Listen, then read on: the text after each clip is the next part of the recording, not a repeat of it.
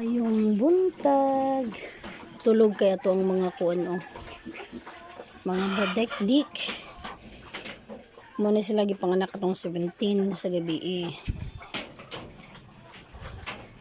Tanawa ang nakanindot gyud sa maporga nimo og 105 days ang anay. Di jud ka kakitag basa nga tae. Di gyud magbasa ilang tae, di ka magproblema gyud sa kalibanga. Kadili magkalibanga ang baktin. Basta maporga og 105 days kuyan pa sa inahan. Ato na ganinang gibasa iyang kuan, gigasan na nato yung tibok tangkal. Kay langsa kayo basta bagong panganak. Mao po diri. Gigasan po nato na.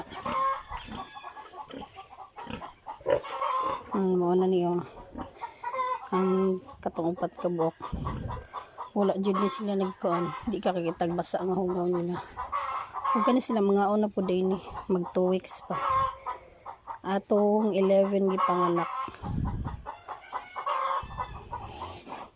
Di jud ka kakitag hugaw nga basa. Di jud magkalibanga basta 105 days na pagahon ninyo. Sa katong wala pa ka try gani mo. Maunan niya to ang litsunon. Nag 1 month atong 15. Sagol na ni sila katong powder nga kuan. Gipa powder nga yellow corn.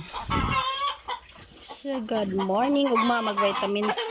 Nalimtan ako mag vitamins, mata ko nalimtan ako butang.